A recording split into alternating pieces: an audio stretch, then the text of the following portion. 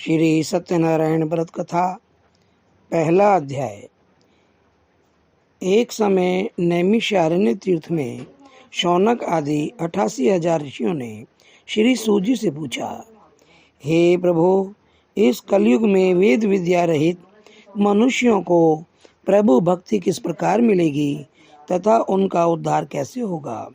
इसलिए हे मुनि, कोई ऐसा तप कहिए जिससे थोड़े समय में पुण्य प्राप्त होवे तथा मनवांछित फल मिले। वह कथा सुनने की हमारी इच्छा है। सर्वशास्त्र ज्ञाता श्री सूत जी बोले, हे वैष्णव में पूज्य, आप सबने प्राणियों के हित की बात पूछी है। अब मैं उस श्रेष्ठ व्रत को आप लोगों से कहूँगा जिस व्रत को नारद जी ने लक्ष्मी नारायण जी से पूछा था और लक्ष्मी नारायण जी ने मुनि श्रेष्ठ नारद से कहा था, सो ध्यान से सुनो। एक समय योगी राज नारद जी दूसरों के हित की इच्छा से अनेक लोकों में घूमते हुए मृत्यु लोक में आ पहुँचे। यहाँ अनेक योनियों में जन्मे हुए प्राय सभी मनुष्यों को अपने कर्मों द्वारा अनेकों दुखों से पीड़ित देखकर सोचा, किस यत्न के करने से निश्चय ही प्राणियों के दुखों का नाश हो सकेगा। ऐसा मन में सोचकर विष्णु लोक को गए। वहाँ श्वेत वर्ण और 4 भुजाओं वाले देवों के ईश नारायण को देखकर, जिनके हाथों में शंख, चक्र, गदा और पद्म थे तथा वरमाला पहने हुए थे, स्तुति करने लगे। हे भगवान, आप अत्यंत शक्ति से संपन्न हैं।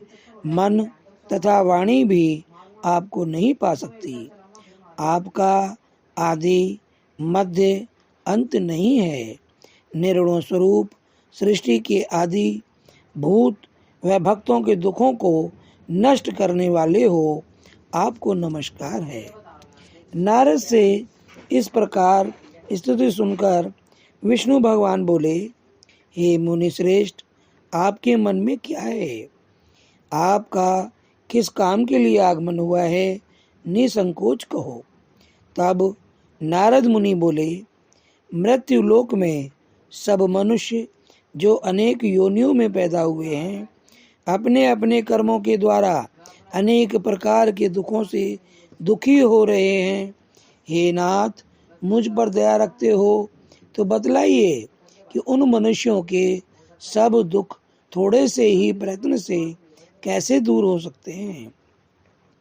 श्री भगवान जी बोले, हे नारद, मनुष्य की भलाई के लिए तुमने बहुत अच्छी बात पूछी है। जिस काम के करने से मनुष्य मोह से छूट जाता है, वह मैं कहता हूँ, सुनो। बहुत पुण्य देने वाला स्वर्ग तथा मृत्यु लोक दोनों में दुर्लभ एक उत्तम व्रत है।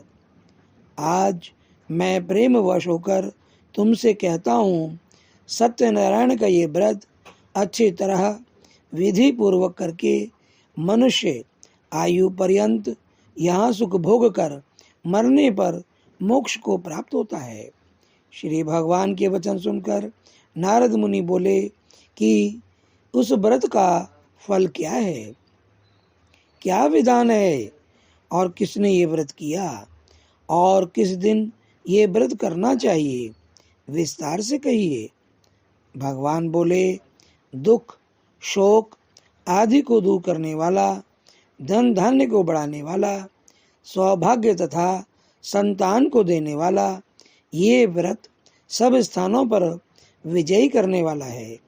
भक्ति संतान को देने वाला ये व्रत भक्ति और श्रद्धा के साथ किसी भी दिन मनुष्य शुभ बेला में अपने बंधु बांधवों के साथ धर्मपरायण होकर पूजा करे।